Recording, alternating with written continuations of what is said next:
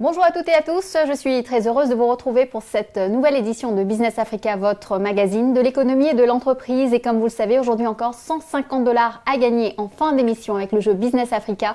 Mais tout de suite, voici les titres. Les pirogues de pêcheurs du Ghana creusées dans des troncs d'arbres se cherchent un nouvel avenir. Ce serait mieux d'opter pour de la fibre de verre afin que cela contribue à résoudre le problème de déforestation et aussi cela nous aidera à faire une meilleure pêche dans ce pays.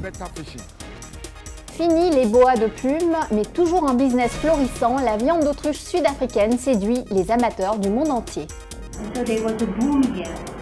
Il y a eu un boom ici, le boom des plumes, pendant la Belle Époque, quand les plumes étaient très importantes pour les femmes. Un fruit en or, l'ananas entraîne le développement de toute une chaîne de valeur au Togo. Mon travail d'encadrement consiste à donner des notions de technique aux producteurs pour pouvoir avoir de bons rendements. Direction les côtes du Ghana pour ce premier reportage. Les superbes pirogues peintes creusées dans des troncs d'arbres sont un plaisir des yeux dans ces communautés de pêcheurs en bord de mer.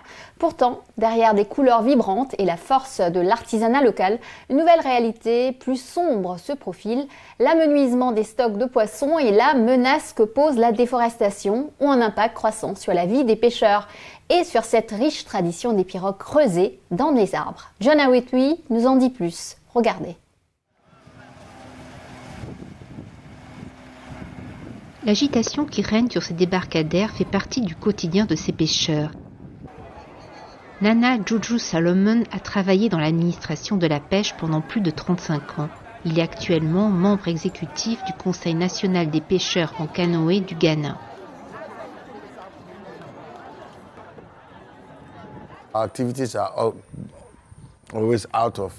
Nos activités se font toujours avec des canoës de transport, appelés canons, propulsés par des moteurs hors-bord entre 15 et 40 chevaux.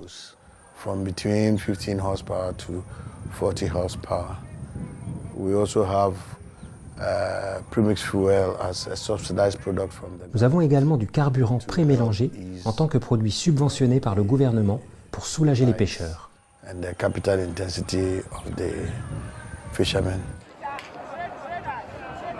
Cette pirogue est un produit de l'artisanat indigène fabriqué à partir de grume wawa, une essence de bois presque en danger d'extinction. Pour cette raison, son coût de production est relativement élevé et réglementé. La raison, le prix d'achat de l'arbre auprès des bûcherons, le paiement des commissions et des taxes et l'accomplissement des rites coutumiers. De plus, les artisans qui façonnent ces pirogues deviennent rares car des compétences, beaucoup d'énergie et de motivation sont nécessaires pour construire un tel bateau.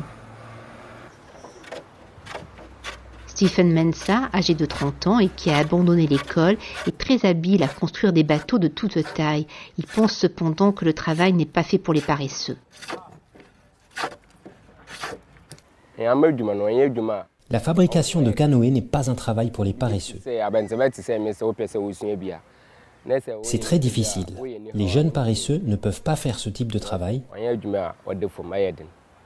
C'est uniquement pour les gars assidus et déterminés. La menace environnementale que représente la déforestation est étroitement liée à la construction de ces bateaux de pêche. Les ressources forestières du Ghana ont été largement surexploitées à un rythme insoutenable avec un épuisement rapide des réserves forestières. Le problème majeur est le fait que la politique forestière est inefficace et que les utilisateurs du produit ligneux n'ont pas de plan à long terme pour replanter les arbres wawa.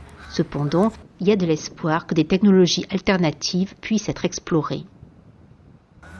Tony Danso, un ingénieur mécanique qui travaille avec la technologie de fibre de verre, propose ainsi l'adoption d'autres alternatives.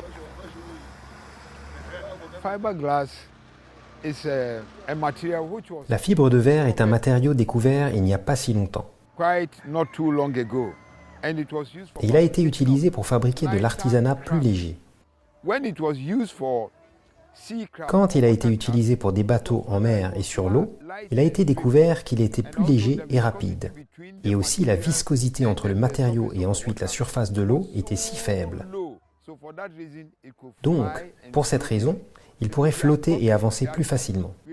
Ce serait mieux d'opter pour de la fibre de verre afin que cela contribue à résoudre le problème de déforestation et aussi cela nous aidera à faire une meilleure pêche dans ce pays. À l'heure actuelle, la durée de vie moyenne de ce type de pirogue est inférieure à 10 ans. Confrontées à la côte rocheuse, ces embarcations sont endommagées plus fréquemment que prévu, ce qui accroît d'autant la demande de pirogues neuves. Les défis de l'entreprise de pêche ne manquent pas, selon Nana Juju Solomon.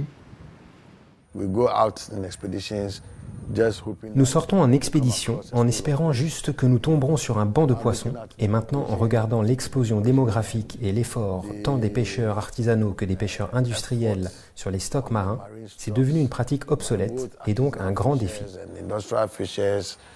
Les pêcheurs peuvent se lancer en expédition pendant 3 à 4 mois sans débarquer un seul poisson. Ce qui est un vrai problème, un problème de sécurité nationale, de sécurité de l'emploi, mais aussi un problème de sécurité alimentaire.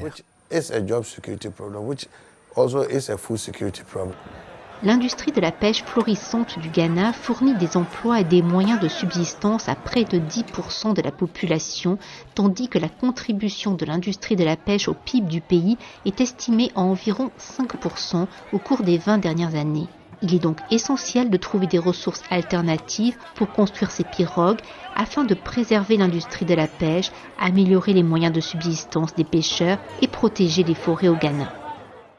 Après 2 ans et demi de négociations et de retard, le texte qui succède à l'accord de Cotonou a été conclu le mois dernier. Il ne modifie pas les accords commerciaux entre l'Europe et l'Organisation des pays d'Afrique, des Caraïbes et du Pacifique, mais il comporte des nouveautés, par exemple en volet sécurité et migration, ainsi que l'inclusion des objectifs de développement durable. Les États africains devraient d'ailleurs demander ce mois-ci une augmentation des financements et des investissements européens pour assurer leur transition énergétique.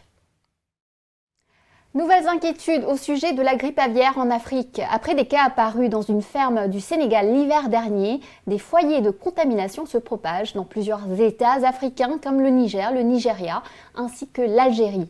Le Mali a aussi confirmé ses premiers cas d'apparition du virus H5N1.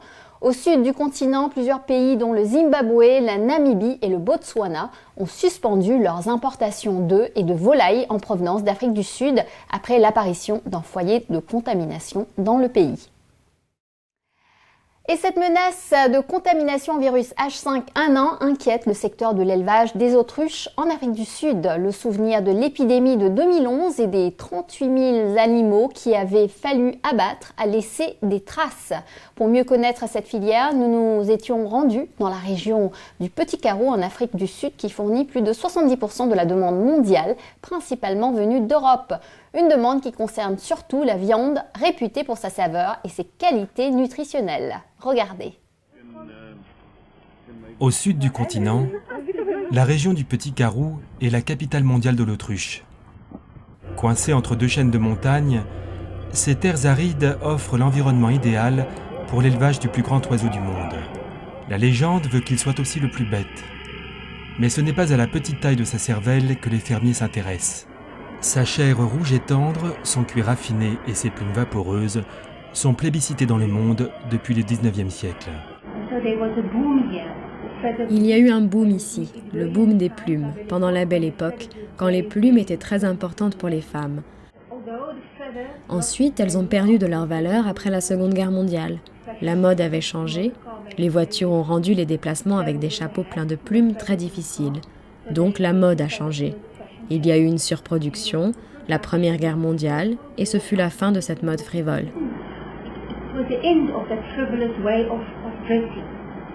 Après les plumes, le cuir connut son heure de gloire.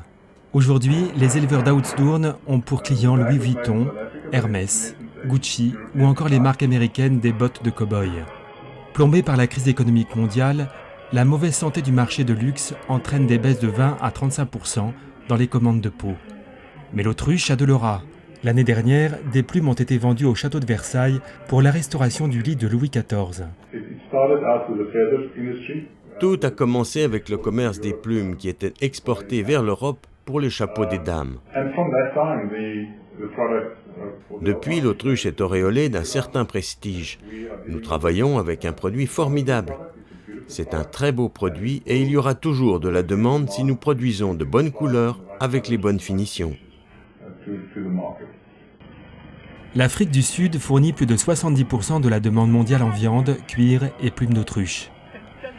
Avec plus de 60% de la production sud-africaine, la coopérative Klein Karoo est leader sur le marché international. Elle en exporte 90% vers l'Europe et principalement la France. Un marché de niche qui souhaite le rester, avant tout pour pouvoir répondre à la demande. Pour que la production d'oiseaux soit stimulée, il faut une demande sur les 3 marchés en même temps, ce qui n'est pas toujours possible. Dans les années 2000, la grippe aviaire a obligé à tuer des dizaines de milliers d'oiseaux. Depuis, la production peine à remonter. Les volumes que nous faisons aujourd'hui sont les plus bas depuis environ 8 ans. Nous avons connu une baisse et, au vu des conditions économiques à venir, il faudra encore attendre 2 ans avant de voir une augmentation de la population d'oiseaux.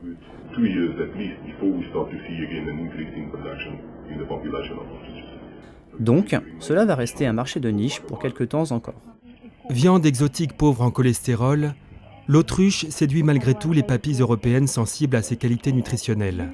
De nombreux fermiers de par le monde se lancent dans l'aventure de cet élevage. En Australie, en Israël, au Maghreb et même en France, l'autruche est considérée comme un projet agricole des plus rentables. Mais beaucoup se cassent les dents, l'oiseau est fragile et les poussins meurent à la moindre variation de température. Il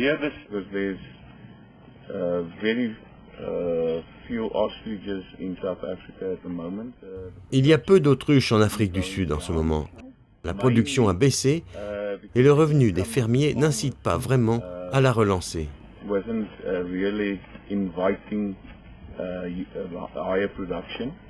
Le chiffre d'affaires de sa ferme oscille entre 1 et 2,5 millions d'euros par an, soit entre 655 millions et 1,3 milliard de francs CFA. Un turnover similaire à une ferme plus classique de même taille. Si la passion pour l'animal l'emporte sur les difficultés, Pete Klein a planté des oliviers pour se diversifier et assurer ses revenus. Sans compter les problèmes de sécurité qui ne sont pas spécifiques à la région, mais dissuadent les entrepreneurs.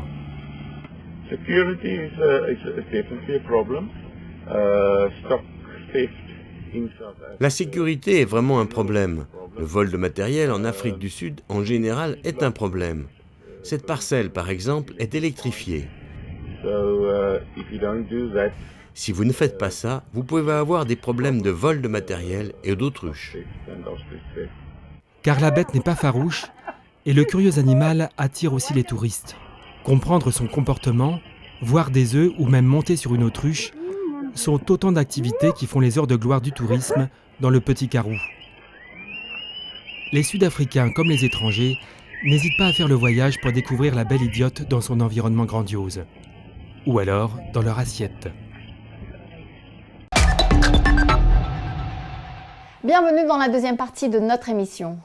La République démocratique du Congo pourrait bientôt se mettre d'accord avec la société pétrolière sud-africaine Dig Oil Limited pour mettre fin à un conflit de plus de 13 ans. L'affaire porte sur l'octroi de licences pétrolières. Elle a fait l'objet d'un accord à l'amiable selon lequel la RDC versera 300 millions de dollars à Dig Oil Limited.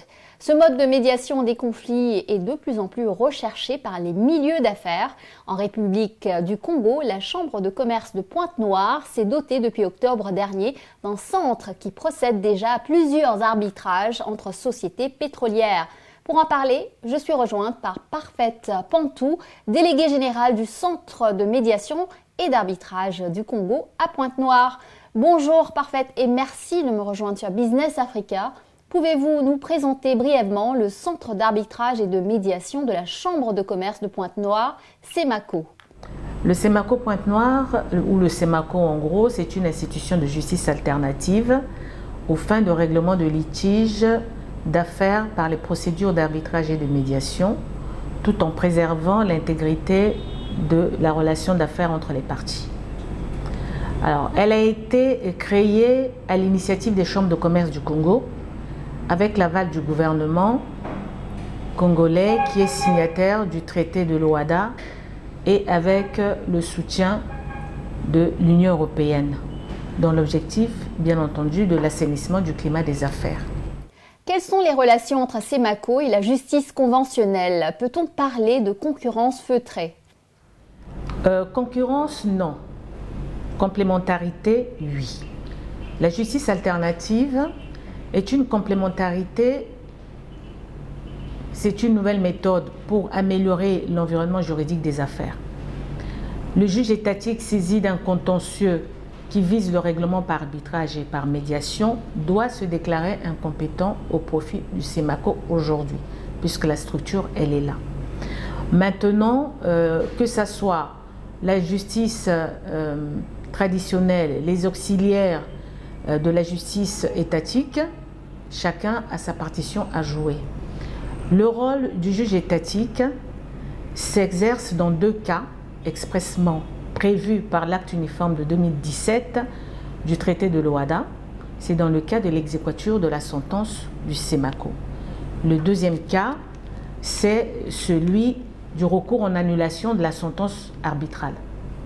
Le rôle des auxiliaires de justice, par exemple, c'est au niveau des avocats, ils informent leurs clients de ces nouveaux modes de règlement de litige, conseillent et défendent leurs clients au niveau du tribunal arbitral. Le notaire informe et instruit les contrats de ses clients. L'instruction se fait dans le cadre de l'insertion des clauses compromissoires qui prennent une disposition pour régler les litiges à l'amiable et à l'arbitrage. L'huissier, lui, il est chargé de l'exécution forcée des sentences arbitrales revêtues de la formule exécutoire quand le juge étatique a exéquaturé. Mais je peux rassurer qu'il n'y a aucune concurrence, au contraire, c'est une complémentarité pour désengorger les tribunaux. Comment le monde des affaires accueille-t-il ces nouvelles possibilités d'arbitrage? Les entreprises aujourd'hui sont nombreuses à commencer l'insertion dans leurs contrats des clauses compromissoires et des compromis de médiation qui leur donnent accès à la justice alternative. Paris ne s'est pas fait en un jour. Il faut être patient et continuer à croire à ce projet innovant qui va contribuer au développement de nos entreprises et à l'amélioration du climat des affaires. Parfait Pantou, merci beaucoup. L'Organisation des Nations Unies pour l'alimentation et l'agriculture, la FAO, ainsi que l'Union africaine viennent de lancer un guide pour stimuler le commerce agricole interafricain. Cette initiative intervient dans le contexte des débuts de la zone de libre-échange continentale africaine, la ZLECAf. Le 1er janvier dernier, elle vise à encourager la poursuite des politiques de transformation industrielle et du soutien au secteur privé pour stimuler les exportations africaines. Ce n'est peut-être pas une exportation agricole classique et pourtant elle est prometteuse. MG Health, une société du Lesotho, vient d'obtenir de l'Union européenne un certificat de bonne pratique manufacturière pour exporter du cannabis médical. L'accord va lui permettre de faire passer sa production de 250 kg à 100 tonnes pour satisfaire la demande internationale en plein essor. Les premières livraisons à l'Allemagne sont prévues le mois prochain. Et de l'autre côté du continent, au Togo, on mise sur la culture de l'ananas. C'est une filière prioritaire qui concerne 3200 producteurs. Environ 30 000 tonnes sont produites chaque année, dont 65% d'ananas biologiques. La chaîne de valeur qui s'est créée autour de la filière bénéficie à de nombreux Togolais dans les secteurs du conditionnement, de la transformation, mais aussi du commerce de gros et de détail. Nous avons visité ces producteurs d'ananas biologiques. Regardez. Au Togo, la success story de M. Essokonja suscite une grande admiration. Cet ancien cadre des finances a réussi un double pari, celui de se lancer dans une nouvelle aventure professionnelle alors qu'il venait de prendre sa retraite et celui de bâtir une entreprise florissante qui exporte aujourd'hui de l'ananas biologique. Son histoire, il la voit aussi comme un modèle qui fera naître les futures générations de patrons. Il faut que nous soyons en mesure d'encourager nos enfants le faire à l'initiative privée. Voyez notre environnement. Qu'est-ce que nous sommes en mesure d'exporter si ce n'est pas les produits agricoles? À part notre phosphate, qui n'est pas éternel, il faut prouver que l'agriculture est rentable. Et elle l'est, c'est un secteur d'avenir pour les jeunes. Lancé il y a 6 ans dans les environs de la capitale Lomé, Agrofilière spécialisée dans l'exportation de l'ananas séché et du jus bio, est aujourd'hui une affaire très rentable. C'est de ces ateliers équipés en four à sécher que les employés préparent et expédient l'ananas au label Bio Made in Togo vers la France, principal marché de la filière. Et Sokonja est un patron qui joue collectif. Son projet associe les paysans locaux organisés en groupement. Certains d'entre eux sont venus à l'ananas et au bio grâce à lui. Aujourd'hui, nous avons un potentiel très important parce que le rendement à l'hectare de l'ananas, c'est extrêmement élevé et c'est financièrement très rentable. Un hectare bien piqué, bien entretenu, vous produit au moins 50 tonnes d'ananas. L'ananas, aujourd'hui, est une activité qui permet à un paysan de s'enrichir facilement, s'il est organisé, s'il est décidé à faire de l'argent. Les paysans qui ont choisi d'adhérer au groupement ont vu leurs conditions de vie changer radicalement. Grâce à ces coopératives de producteurs, ils sont assurés de vendre leur production et d'en tirer le meilleur prix de ces ananas au nord. La production d'ananas, là, ça nous aide beaucoup à Daviri. Cela fait que nous n'arrivons même pas à aller à Lomé, et cela freine l'exode rural encore. À la scolarisation, les nourritures, tout cela, je pense que nous sommes dans une situation très favorable ici. Ça peut aider les jeunes à s'épanouir, ça peut aider nous qui sommes les parents des élèves même à travailler nos enfants pour que nos enfants aussi connaissent les travaux champêtres à ce qui concerne l'ananas. L'engouement des paysans a dépassé toutes les attentes. Mais tous ne possèdent pas suffisamment de terre. Pour pallier à ce problème, l'entreprise et les autorités ont mis gratuitement 300 hectares à leur disposition. Aujourd'hui, ces exploitations produisent plus de 1000 tonnes par an. L'ananas, suite cayenne et pain de sucre biologique et équitable du Togo est cultivé dans de vastes espaces essentiellement dans le sud du pays, à l'abri des pollutions chimiques et des cultures intensives, dans les régions de Blifou, Zolo et des plateaux de Dani. Et Sokonja ne se lasse pas de prodiguer ses conseils pour professionnaliser la production et améliorer constamment le rendement. Ici, il procède à l'installation d'une nouvelle coopérative qui vient de rejoindre le réseau.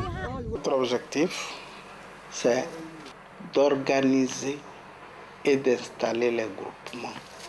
Agrofilière va promouvoir la production de l'ananas par un encadrement des groupements de paysans, des unions de groupements. On va les encadrer et on va les amener à respecter le cahier de charges bio.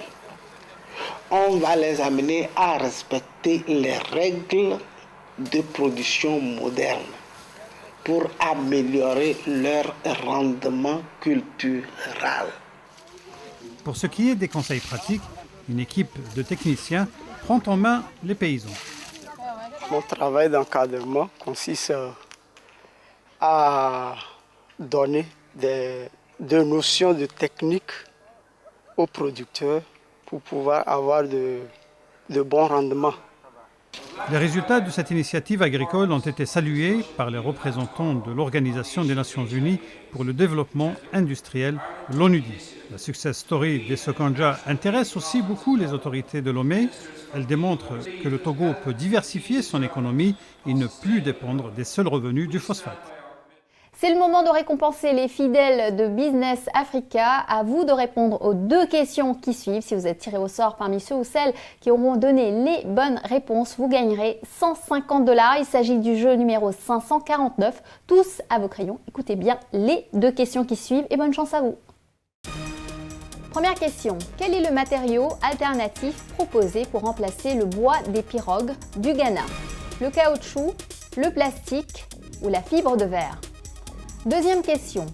Quelle quantité d'ananas peut être produite sur 1 hectare? 25 kg, 500 kg ou 5 tonnes?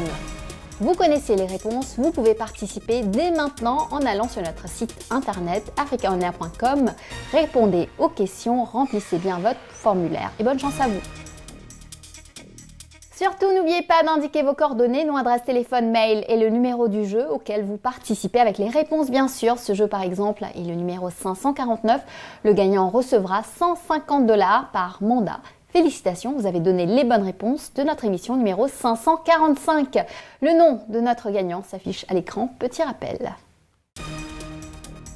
Première question. Combien de femmes ont été formées à l'Institut de formation Raoul F de Pointe-Noire? Réponse 7. Deuxième question. Depuis quand le Cameroun exécute-t-il une stratégie de développement de la culture du riz dans le pays? Réponse 2010. Voilà, Business Africa, c'est fini pour aujourd'hui. Je vous retrouve la semaine prochaine, même chaîne, même heure, pour Initiative Africa. Je recevrai le conteur d'origine congolaise, Gabriel Kinsa. En attendant, vous pouvez revoir cette émission sur notre site internet africaonair.com ainsi que sur tous nos réseaux sociaux. N'hésitez pas à liker, partager, commenter en utilisant le hashtag Business Africa TV Show. Prenez soin de vous et à la semaine prochaine.